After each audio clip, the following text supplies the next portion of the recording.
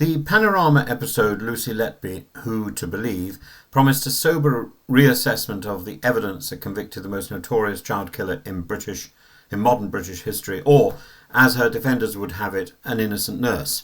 And the title suggested we would emerge from this programme with a clearer understanding. Instead, after an hour of television, we were left more entangled in uncertainty. This wasn't because the issues are inherently difficult, although they are, but because the programme tried to hold contradictory narratives in parallel without the courage to weigh them. From the outset, Judith Moritz and Jonathan Kofi cast themselves not as adjudicators but as tour guides through a fog, as if we were actually interested in their discussion rather than the details of the case.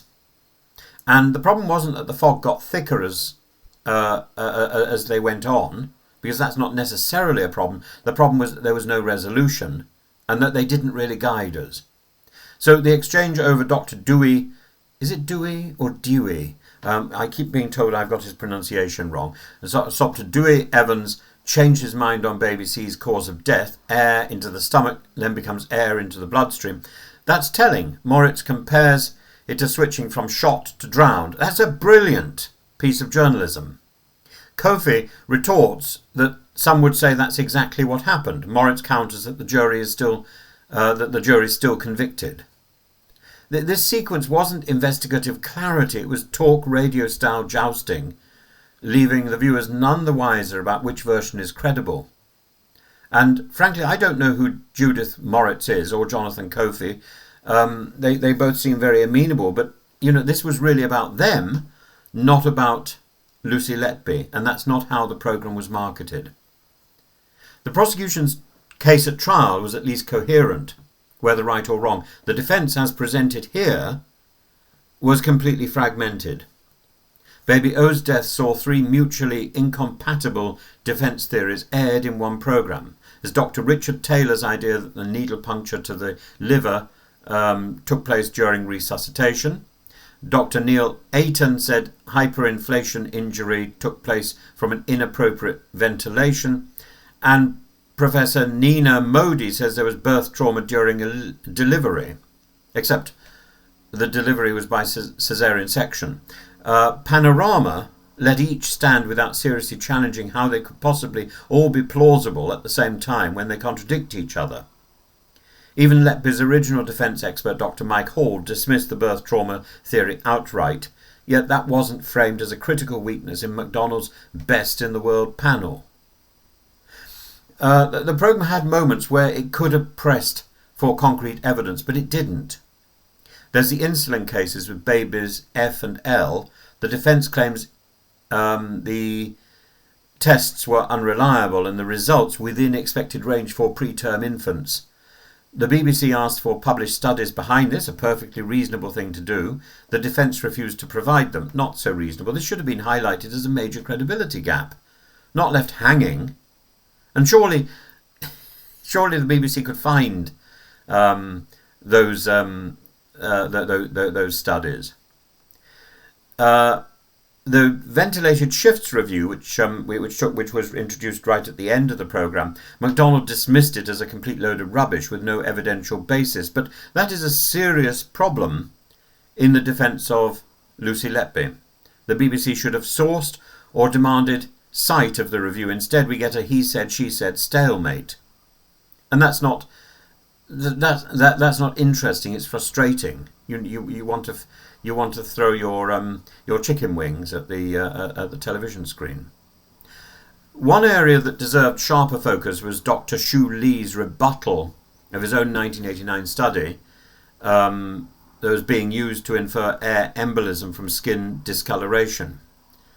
And he was the 1989 study was a key piece of evidence that led to Lucy Letby's conviction. So if Dr. Shu Lee is now saying that doesn't work, that's important. This could have been a turning point. It undermines a plank of the prosecution's theory in up to 6 of the murders. Instead, Panorama muddied it with counters, that the coordination is rare, so absence of evidence doesn't prove impossibility, and so on. By not clarifying whether this challenge affects all air embolism allegations or only some, the programme squandered a chance to pinpoint where the prosecution is most vulnerable. And the programme gestured at the Criminal Cases Review Commission, the CCRC, as Letby's last hope, but failed to explain. The CCRC is not a retrial. It looks for a real possibility the conviction could be quashed. MacDonald's no murders happened stance is legally riskier than showing reasonable doubt in specific courts. The BBC could have explored why the original trial had no defence medical experts, a pivotal omission Dr. Hall finds astonishing, and how that might weigh on appeal. Instead, the revelation was treated almost as a curiosity. And the programme oscillates between expert wrangling and the distress of bereaved families. Families accuse Letby's defenders of cherry-picking evidence and causing further trauma. And this tension between forensic examination and emotional aftermath was again something that was not resolved. The BBC didn't address the core ethical question: how can public campaigning on such a case ever avoid hurting victims' families? In short, too much time on some people say, others say exchanges, a willingness to air contradictory defence theories without challenging their incompatibility, a lack of pressure on either side to produce hard primary evidence to support the claims being presented in the programme, and a retreat into parallel universes, monster versus miscarriage of justice, without any synthesis or judgment. The result was an hour of what you might call epistemic whiplash. Every apparent breakthrough immediately cancelled by an opposing view, with no attempt to weigh probabilities or possibilities. It just struck me as the apotheosis of BBC neutrality, of BBC non-biased reporting, and it's exhausting to watch. What we saw was not a forensic charting of the case, but a mirror reflecting back the current public confusion. And the prosecution case has vulnerabilities.